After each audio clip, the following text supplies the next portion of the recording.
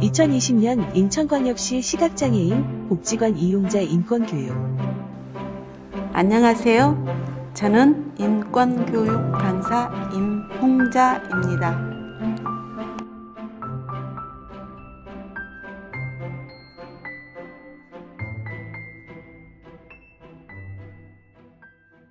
인권교육 제2강.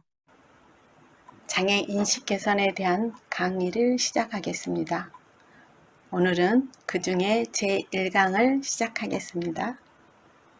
제목은 우리는 장애를 어떻게 바라볼까요? 입니다. 여러분들은 지금 100세 인생을 살고 있습니다. 구글에서 이야기할 때는 앞으로 500세 인생을 살아갈 수 있다고 합니다. 그렇지만 우리들 세대에서는 120세 인생이나 150세 인생이 될 것으로 봅니다. 모두들 80만 살아도 많이 사는데 하는 이야기를 주위에서 많이들 하죠. 그렇지만 저희 집안이나 주위를 둘러보면 지금 현재에도 90세 이상이신 분들이 꽤나 많이 계십니다. 80이 넘었어도 인체에 손상이 없이 잘 지내고 계신 분들도 계시고 60이 되었는데도 한두 군데는 손상이 와서 보청기를 낀다거나 고관절을 끼었거나 또 치아가 손상이 되었거나 하는 경우들도 많이 생기죠. 여러분, 지금의 인생에 있어서 150세가 되었든 500세가 되었든 우리는 모두가 장애를 한 번쯤은 겪고 갈 것이라고 봅니다. 우리 장애인들은 다른 사람들보다 조금 일찍 장애를 겪기는 하겠지만 모든 인생을 겪는 사람들은 장애라는 게 이제부터는 낯설지 않게 될 것으로 보입니다. 장애는 손상에서부터 시작되는데 이것은 사회적인 문제입니다. 신체적으로, 정신적으로 손상이 와서 절단이 되었거나 마비가 되었거나 또는 상실되었거나 또는 해부학적인 면에서 손상이 왔거나 이것들이 영구적이거나 일시적으로 우리에게 장애로 다가온 것입니다.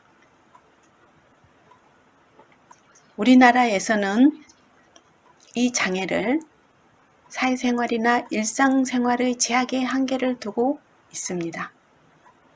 그러나 세계적인 경향은 신체의 기능면과 능력면 이 부분이 사회적 환경과 작용에 있어서 한계를 두고 있습니다.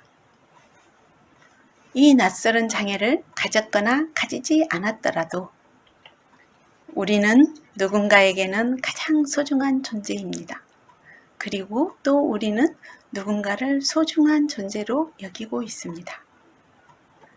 결국 사람은 모두가 다 소중한 존재입니다.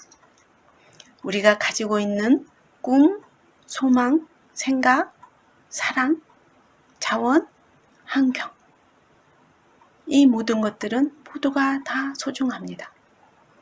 그러나 그 중에서 가장 으뜸인 것은 살아있는 것이고 생각할 수 있다는 것입니다. 저는 중증 시각장애인입니다. 우리 장애인들은 선천적이든 후천적이든 우리가 원하지는 않았지만 장애를 가지게 되었습니다. 과거에는 장애를 가진 사람들은 개인이 책임이라 하여 교육을 받거나 취업을 하거나 살아가는 데 있어서 개인이 모든 것을 책임져야 했습니다. 그러나 지금은 사회가 변화함에 따라 교육이나 취업이나 질병 치료나 생존 문제 또는 사회적인 문제까지도 사회 전체가 함께 책임져야 하는 시대가 되었습니다. 우리 주위를 둘러보면 자신의 기량을 잘 발휘하며 사회생활을 잘하고 있는 사람들도 있습니다. 우리가 알고 있는 교육생들 중에서도 댄스나 스포츠를 잘해서 아시안게임에 나가 동메달을 따기도 했고, 노래를 잘해서 버스킹도 하고 각종 행사에 초대되어서 활동을 열심히 하는 사람들도 있습니다. 또 점자를 가르쳐서 점자 교육생이었는데 가르치는 선생님이 되기도 하고, 저처럼 이렇게 장애인식 개선 강사를 하거나 또 실명 예방 교육 강사를 하거나 동화 구연가를 하고 있는 사람도 있고 연극을 하는 사람들도 있으며 다방면에서 사회 구성원으로서의 역할을 하고 있습니다. 저도 몇 년 전에만 해도 장애인이 교육을 받아도 무엇을 할 수 있을 것인가 하는 생각을 했었죠. 그런데 그동안 하고 싶었던 일을 할 수 있는 계기가 찾아왔습니다. 지금 제가 하고 있는 이 강사의 역할입니다. 우리 장애인들은 다른 사람들과는 조금 다르고 불편하지만 인생의 고난을 이겨내고 있는 우리들 모두 오늘부터 관점을 바꾸고 한 가지씩 실천해 봅시다. 내가 가장 잘할 수 있는 일을 시작해보고 한 달 뒤, 1년 뒤, 10년 뒤의 내 모습을 상상해 보면서 자신의 모습의 변화를 슬기롭게 대처해 보시기 바랍니다. 만약에 모든 사람들이 다 잘생기고 직업도 좋고 반듯하고 모두가 잘 산다고 한다면 우리 사회는 어떻게 될까요? 아마도 지금보다도 더 혼란이 크다고 생각되지 않으십니까? 다양한 사람들이 살고 있는 이 사회, 즉 인종, 종교, 민족, 장애의 유무 가리지 않고 모든 사람들이 같이 살고 있는 이 사회에서 우리 장애인들은 장애의 문화를 새로운 문화로 잘 발전시켜 나가야 할 책임이 있습니다. 그러면 우리들은 이제 장애인이 바라보고 있는 이미지는 어떤 것인가 한번 생각해 보겠습니다. 먼저 우리 장애인들은 장애인의 이미지를 어떻게 떠오르십니까? 혹시나 나만 왜 이럴까? 슬프다, 애롭다, 할 수 있는 일이 없어? 이런 생각들은 가지지 마시기 바랍니다. 실제로 장애인과 비장애인들 중에서 누가 더 잘 살고 있는지는 아무도 알 수가 없습니다. 장애를 가지고 이것을 극복하면서 살고 있는 이 우리 장애인들은 이 사회의 특별한 구성원으로서 무슨 일이든지 잘해낼 수 있다는 신념을 가지고 조그만 일에서부터 차근차근 도전하시기 바랍니다. 그러면 여러분들은 장애를 어떤 이미지로 떠오르십니까? 어떤 모습, 어떤 단어, 어떤 그림들을 생각하고 계십니까? 대부분 아프다, 무섭다, 도와줘야 한다, 불쌍하다, 같이 있기 싫다, 집에 나 있어라, 또 이상하게 장애인 같지 않다라는 말도 많이 합니다. 이런 생각으로 단정을 하고 장애는 나하고는 상관이 없어 라고 하지만 장애라는 것은 누구에게나 언제 어디서나 다가올 수 있는 것이 장애입니다. 우리하고 여러분들하고 상관이 없는 일이 아닙니다. 우리 주위를 둘러보면 이웃이나 가족, 친지들에게서도 장애를 많이 만나볼 수 있습니다. 세계의 보건기구의 통계에 의하면 인구의 약 10%가 장애인인데 이 장애인 중에 90%는 후천적 장애인입니다. 어떤 누구라도 상관없는 일이 아닙니다. 우리나라도 유엔에서 이야기할 때는 인구의 10%는 장애인일 것이라고 여기고 있습니다. 그러면 우리가 살아가고 있는 동안 질병이나 사고, 산업재해 등 이런 중도 장애인들은 우리 삶의 장소인 우리 사회 환경 속에 있습니다. 그리고 장애인이 불쌍하고 무능력하고 약한 사람들이 아니라는 것입니다.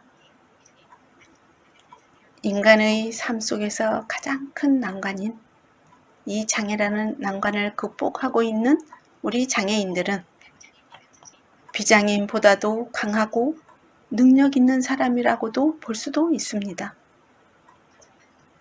관점을 바꾸고 장애인의 능력을 개발시킨다면 우리 사회의 구성원으로서 역할을 충분히 해낼 수 있으며 우리 사회는 함께하는 사회로 발전해 나갈 것입니다. 그러면 일반적인 장애인 이미지는 어떨까요? 첫 번째, 시혜나 동정으로 보는 것인데 이것은 문제입니다. 대중매체나 일반 언론인들은 장애인으로서 가장 비참하고 불쌍한 사람들을 등장시켜 홍보를 하면서 일시적으로 일반인들의 눈물샘을 자극시키고 너무나 불쌍하여 도와줘야 한다는 것을 부각시켜 큰 연민을 일으키지만 그 흥분은 금방 사라지고 맙니다. 두 번째는 봉사로 바라보는 것입니다. 우리 주위에 유명인이나 정치인, 체육인, 연예인 이런 사람들이 돕는 장면을 보고서 나는 봉사를 하지 않아도 우리 사회는 누구나 다 돕고 잘 살아가고 있는 사회야 하는 생각을 하면서 나는 봉사를 안 해도 괜찮아 하는 생각을 갖게 하는 것입니다. 극복을 바라보는 것입니다. 극복을 잘하여서 훌륭하게 되는 인물들, 스티븐 호킹 박사나 히야, 그의 유명한 스포츠인들 등 너는 왜 저렇게 되지 않느냐? 그러나 장애인이 극복을 한다는 것은 쉬운 일이 아닌 것입니다. 너는 노력을 하지 않느냐? 게을러서 그러느냐? 왜 저렇게 훌륭하게 되지 못하느냐? 하지만 장애인이 극복을 하는 것은 그 개인의 것일 뿐 장애인의 모든 사람의 것은 아닙니다. 우리 모두 장애인에 대한 편견을 가지지 마시고 있는 그대로 바라보시기 바랍니다. 장애인들은 자신의 역량을 향상시키고 장애 인식 개선에 앞장서시기 바랍니다. 그러면 이번에는 장애인의 인권 교육이나 장애 이해의 교육을 받아야 하는 근거를 알아보겠습니다. 장애는 개인의 손상과 사회 환경과의 상호작용에서 만들어진다고 했습니다. 장애의 발생 원인은 개인이 원해서 발생하는 것이 아니고 개인이 책임져야 할 것도 아닙니다. 그런다고 장애인이 교육을 시키고 훈련을 시킨다고 해서 장애가 없어지는 것은 아닙니다. 오히려 사회 환경을 바꾸어서 장애가 발생하지 않게 만들거나 장애인이 장애를 겪지 않은 것처럼 느낄 수 있게끔 사회 환경과 제도를 바꾸는 것이 훨씬 더 효과적입니다. 그러므로 장애와 인권에 대한 정확한 이해가 필요하고 더불어서 장애인 인권 교육과 장애인에 대한 교육이 꼭 필요하다고 강조하고 싶습니다. 교육의 목표는 자신의 능력을 향상시키며 삶의 질을 같이 높이고 또 고립감을 해소시키며 사회적 구성원으로서 역할 증진을 위해서 마지막으로는 자아 실현을 하시기 바랍니다. 인생은 낭비하는 것이 아닙니다. 여러분, 인생은 얼마나 아끼고 잘 다독거려서 잘 살아가게 만드는 것이 인생입니다. 모든 사람의 인생은 과거는 다 아름답다고 합니다. 그러나 앞으로 다가올 일은 다 고민이 많은 것처럼 생각하고 있습니다. 그렇지만 그 인생도 지나고 나면 다 아름다운 것입니다. 그래서 인생은 지나가 보면 다 아름답기 때문에 다가올 인생도 여러분 아름답다고 느끼시고 앞으로 이 인생을 즐겁게 살아가시기 바랍니다. 이제부터는 국제규약 또는 법이 장애인을 어떻게 이해하는지 그 근거에 대해서 알아보겠습니다. 장애인에 관한 것입니다. 유엔 관리협약 제8조에서는 즉각적이고 효과적이며 적절한 인식 제고에 대해 가족 단위를 포함하여 사회 전반에서 장애인에 대한 인식을 향상시키고 장애인의 권리와 존엄성에 대한 존중에 고양시킬 것과 성별과 연령을 기반으로 하는 것을 포함하여 삶의 모든 영역에서 장애인에 대한 고정관념, 선입견 그리고 유해한 관습을 근절할 것입니다. 그리고 장애인의 능력과 공헌에 대한 인식을 증진시키려고 하고 있습니다. 이러한 목표를 이루기 위하여 효과적인 대중인식 사업의 추진 및 지속을 권장하는 데 가장 먼저 장애인의 권리에 대한 감수성 증진과 장애인에 대한 긍정적 인식과 사회적 인식 개선 증진, 그리고 직장과 고용 시장에서 장애인의 기술, 실적, 능력, 기여에 대한 인식을 장려하고 있습니다.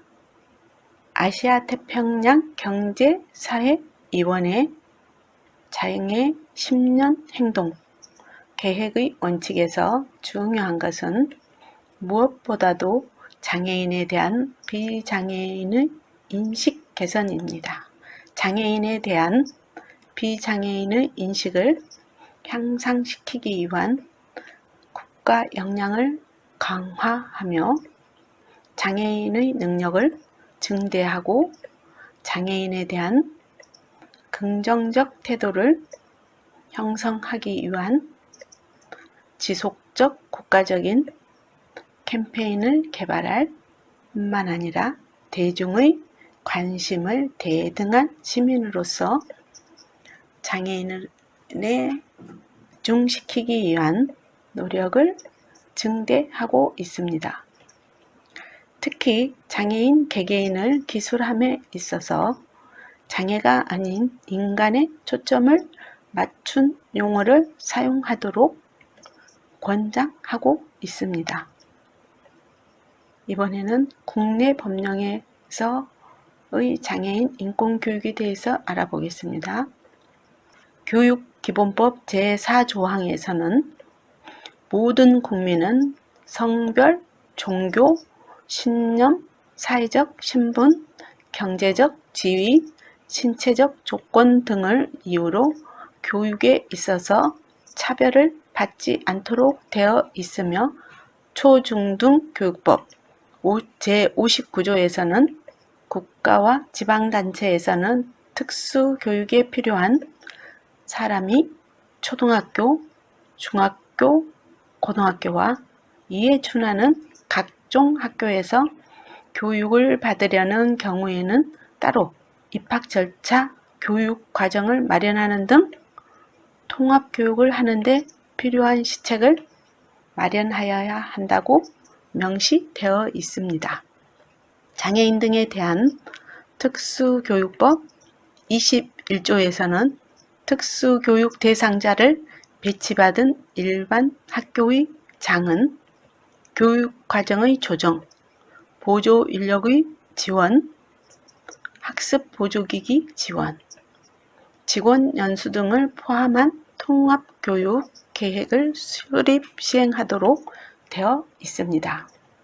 장애인복지법 제25조 사회적 인식 개선에서는 학생, 공무원, 근로자, 그 밖에 일반 국민 등을 대상으로 장애인에 대한 인식 개선을 위한 교육 및 공익 광고 등 홍보 사업을 실시하도록 하고 있으며 영유아 보육법에 따른 어린이집 유아교육법, 초중등교육법, 고등교육법에 따른 각급 학교의 장, 그 밖에 대통령으로 정하는 교육기관 및 공공단체의 장은 소속 직원, 학생을 대상으로 장애인 인식 개선을 위한 교육을 실시하고 그 결과를 보건복지부 장관에게 제출하도록 되어 있습니다. 또한 초중등교육법에 학교에서 사용하는 교과형 도서에 장애인에 대한 인식 개선을 위한 내용이 포함되게 되어 있으며 제1항 및 제3항의 사업, 제2항에 따른 교육의 내용과 방법, 결과, 제출 등에 필요한 사항은 대통령령으로 정하도록 하고 있습니다. 사회복지사업법 제5조항에 인권 존중 및 최대 봉사의 원칙에서는 국제 업무에 종사하는 사람은 그 업무를 수행할 때에 사회복지를 필요로 하는 사람을 위하여 인권을 존중하고 차별 없이 최대로 봉사를 하여야 한다고 되어 있습니다. 교육과학기술부는 2008년 특수교육 운영 계획에서 통합교육 기반 구축 및 운영의 내실 활동을 추진하며 일반 학생의 장애 이해 교육, 초중등학교의 일반 교사의 장애 이해 교육 실태 및 제고에 대한 비교 연구 및 장애 체험 활동을 강화를 추진하고 있습니다. 국내 장애인 인권 교육은 언제 시작되었는지 알아볼까요? 교육인적자원부는 특수교육발전 5개년 계획 2003년에서 2007년에 걸쳐 모든 유, 초등, 중등, 고등 교육과정에서 모든 학생에게 장애 학생에 대한 장애 인식 개선과 더불어 함께 사는 학교 문화 조성을 위해 한 학기에 1회 이상 장애인 이해 교육이 실시 권장되고 있습니다. 장애인 복지법에서는 2007년 4월에 장애인 복지법 정부 개정안에 장애인 인식 개선 교육이 관련 조항으로 포함되면서 2007년 10월 11일부터 시행되었고 초중등교육법에 의한 학교는 매년 1회 이상 의무적으로 실시하도록 하고 있습니다. 다음은 인권 감수성에 대해서 알아보겠습니다. 인권 감수성은 외부에서 받아들여지는 느끼는 자극과 태도와 행위나 언어 같은 성질들을 말하는 감수성과 인간의 권리를 뜻하는 인권이 합쳐진 말입니다. 일상생활에서 느껴지고 겪는 문제들과 인간 존엄성을 침해하는 제도와 관행들을 부당하게 인식하고 불편하게 느끼는 마음을 인권 차원에서 문제로 인식하는 것입니다.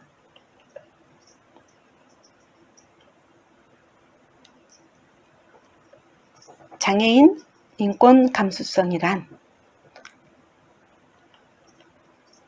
이것도 역시 장애인이 일상 속에서 느끼는 차별, 편견, 나쁜 간행, 인권 침해, 그 밖에 어려운 문제들을 인권 차원의 문제로 인식하는 것입니다. 장애인 인권 감수성은 이렇게 말로만 한다고 해서 금방 생기는 것이 아닙니다.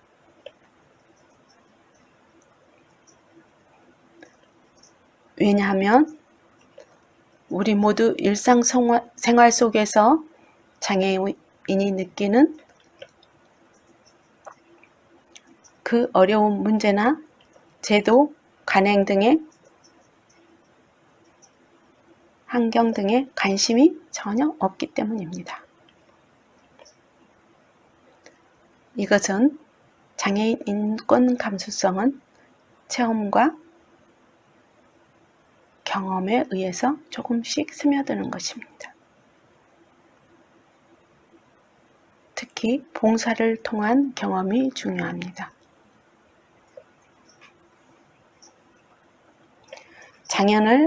장애인을 차별 없이 바라보고 이해해주며 편견 없이 바라본다는 것이 쉬운 일은 아닙니다. 그렇기 때문에 장애 이해 교육과 장애 인권 감수성 교육이 필요하며 많은 교육을 통하여 비장애인 또는 어린이, 유치원,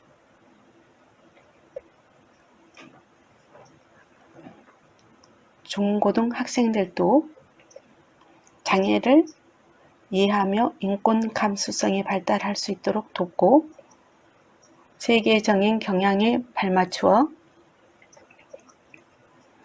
편견 없는 사회를 만들어 장애인과 비장애인 모두가 함께 사는 따뜻한 사회를 만들어 가봅시다. 다음은 인권 감수성을 키우는 방법을 3가지로 나누어서 알아보겠습니다. 첫 번째, 인권의 시선으로 자신과 타인을 또 우리들을 둘러싸고 있는 환경을 바라보는 훈련이 필요합니다. 어떤 인권 침해에 어떤 문제가 있는지 바라보는 것입니다. 두 번째는 상대방의 관점에서 바라보는 것이 필요합니다. 여기서 중요한 것은 꼭 약자의 입장에서 바라보는 것이 중요합니다. 즉 어른과 아이, 비장애인과 장애인, 남자와 여자입니다. 세 번째, 인권에 대한 교육을 내용을 교육받아야 됩니다. 왜냐하면 주관적인 잘못된 판단은 인권을 침해하는 행동을 만들 수 있습니다. 오늘의 강의는 여기까지입니다. 다음 주에 뵙겠습니다.